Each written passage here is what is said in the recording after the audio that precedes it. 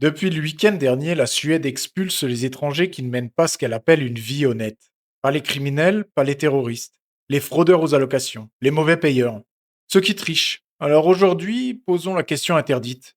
La Suède est-elle devenue un pays raciste? Ou a-t-elle tout simplement compris quelque chose que la France refuse obstinément de comprendre?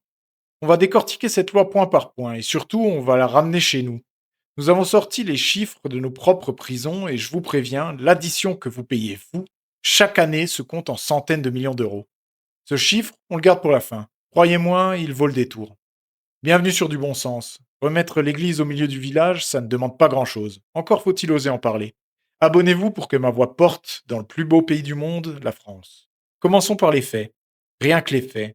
Sur le plateau de CNews, on présente cette nouvelle loi suédoise entrée en vigueur le dimanche 12 juillet. Écoutez bien. De la Suède, chose promise, chose due. Pourquoi la Suède? Parce que le gouvernement applique depuis ce dimanche une nouvelle loi, écoutez bien, expulsant les migrants qui, je cite, ne mènent pas une vie honnête. Alors, concrètement, qu'est-ce que ça veut dire? Chloé Tarka est avec nous ce soir pour nous expliquer c'est quoi une vie honnête vue par le prisme suédois, ma chère Chloé. Bonsoir.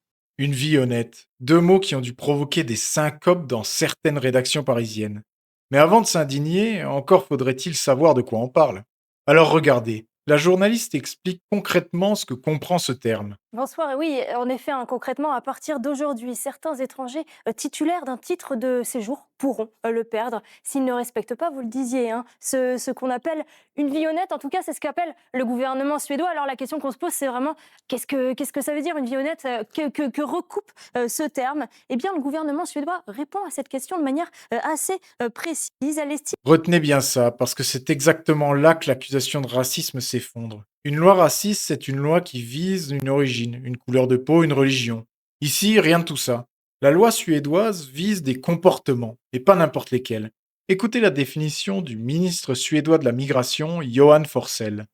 qu'au-delà du simple respect de la loi, chacun doit adopter un comportement responsable. C'est ce qu'explique en tout cas le ministre de la Migration, Johan Forssell, dans une citation qu'on va lire tout de suite. C'était lors d'une conférence de presse. Il explique le respect des lois et des règles va de soi, mais il doit également aller de soi que nous fassions de notre mieux pour vivre de manière responsable et ne pas nuire à notre pays. Voilà, tout est dit en 5 mots. Vous êtes accueilli chez quelqu'un, la moindre des choses, c'est de ne pas nuire à votre hôte. C'est ce qu'on apprend à un enfant de 6 ans. Et maintenant, regardez la liste précise des comportements visés et demandez-vous honnêtement, lesquels vous choquent? Le ministre a également apporté plusieurs précisions. Regardez la citation à s'afficher. Si par exemple, vous ne payez pas vos dettes, si vous ne vous conformez pas aux décisions des autorités suédoises, si vous abusez du système d'allocation, si vous obtenez un permis de séjour suédois par des moyens frauduleux, alors vous n'avez pas le droit d'être ici. Parmi les comportements visés figurent également le travail dissimulé, le non-paiement des impôts ou des amendes, mais aussi le non-respect de certaines décisions administratives. Et puis, le texte prévoit également le retrait du titre de séjour lorsqu'une personne est considérée comme une menace pour la sécurité ou lorsqu'elle a obtenu son droit de séjour en fournissant de fausses informations. Frauder les allocations, travailler au noir, ne pas payer ses impôts, mentir dans son dossier. Voilà le scandale. Voilà ce qui vaut à la Suède les gros yeux des belles âmes. Alors je repose ma question. Où est le racisme exactement? Dans quel article? Dans quelle ligne? Un étranger qui travaille, qui paie ses impôts, qui respecte les règles du pays qui l'accueille, cette loi ne le concerne en rien. Elle ne vise que ceux qui abusent. Et c'est là que l'affaire devient vraiment intéressante. Parce que posez-vous la question, qui a fait ça? Un régime autoritaire? Une dictature? Non, la Suède. La Suède, le pays que nos élites nous ont vendu pendant 50 ans comme le modèle absolu, le paradis social-démocrate, la patrie du consensus, de la tolérance et de l'État-providence généreux. Ce pays-là, précisément, vient de décider que la générosité sans contrepartie, c'était terminé. Et regardez la méthode, parce qu'elle est aussi instructive que le fond. C'est une réforme qui est portée par le gouvernement de droite qui est arrivé au pouvoir en 2022 en Suède. Et vous l'avez compris, un objectif très clair est affiché, rendre la politique migratoire bien plus restrictive. Un gouvernement de droite, élu démocratiquement en 2022 sur un programme clair, reprendre le contrôle de l'immigration. Il a présenté ce texte le 24 mars, le Parlement suédois l'a adopté le 9 juin et il est entré en vigueur le 12 juillet. Moins de 4 mois entre l'annonce et l'application. Chose promise, chose due. Quand un gouvernement respecte ses électeurs, ça ressemble à ça. Et le texte va même plus loin. Il supprime purement et simplement les titres de séjour permanents. En Suède, désormais, rester dans le pays n'est plus un droit acquis à vie. C'est une confiance qui se mérite et qui se renouvelle. Du bon sens, en somme. Maintenant, faites l'exercice avec moi. Mettez-vous 2 minutes à la place de ceux qui crient au racisme. Déroulons leur logique jusqu'au bout. Si expulser un fraudeur aux allocations est raciste, alors payer ses impôts serait quoi? Un privilège? Si exiger qu'un étranger respecte les règles du pays qui le loge, le soigne et le finance est de la xénophobie, alors le contrat social lui-même est xénophobe. Vous voyez l'absurdité?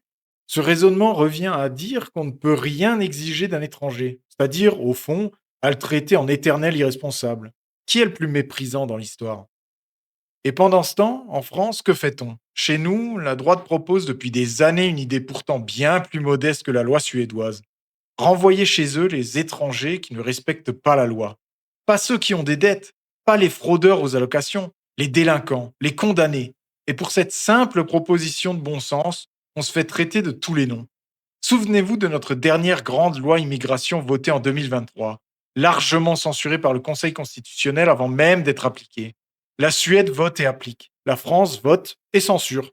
Deux pays, deux mondes. Et c'est maintenant qu'on ouvre le dossier que je vous ai promis au début. Parce que cette histoire suédoise, elle a un miroir français. Et ce miroir, ce sont nos prisons. Accrochez-vous. En mars 2025, le ministre de l'Intérieur lui-même l'a reconnu. Plus de 19 000 détenus étrangers sont incarcérés en France. 19 000. Soit 24,5% de la population carcérale. Un détenu sur quatre. Alors que les étrangers représentent moins de 8% de la population du pays, selon les sources officielles. Un détenu sur quatre dans des prisons qui explosent. 86 645 détenus au 1er février 2026.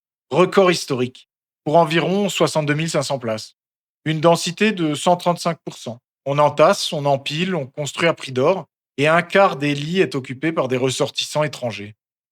Alors maintenant, sortez les calculatrices.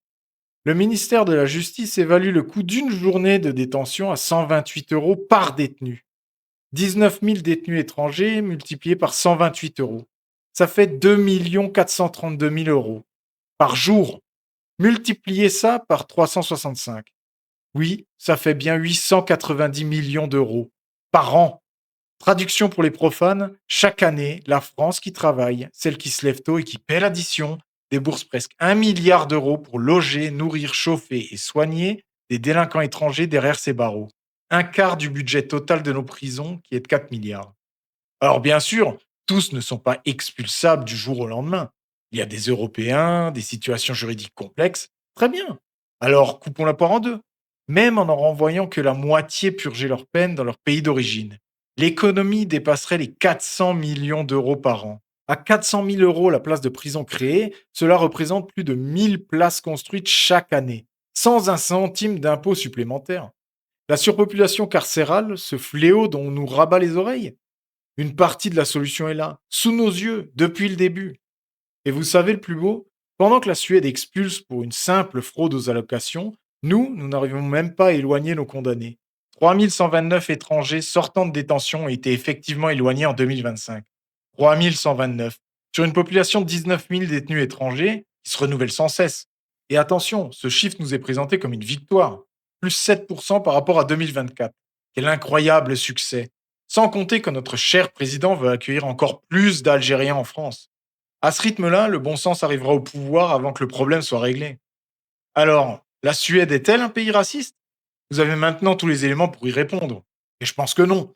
La Suède est un pays qui a retrouvé une notion que nous avons perdue depuis longtemps, le respect. Tu es accueilli, tu respectes. Tu abuses, tu repars. Ce n'est pas de la haine, c'est une preuve clinique de respect. Respect de ceux qui s'intègrent honnêtement et qu'on insulte en les confondant avec les fraudeurs. Respect du contribuable qui n'a pas signé pour financer l'inconduite du monde entier. Vous voulez mon sentiment personnel?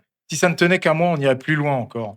Celui qui hait la France, qui refuse son esprit, ses coutumes, qui ne veut prêter aucune allégeance au pays qu'il nourrit, n'aurait rien à faire ici. Mais heureusement, ou malheureusement, ça ne tient pas qu'à moi. Ça tient à nous tous.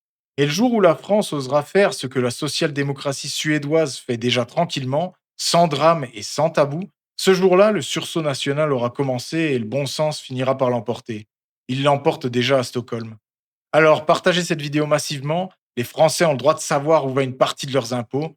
Donnez votre avis en commentaire et abonnez-vous.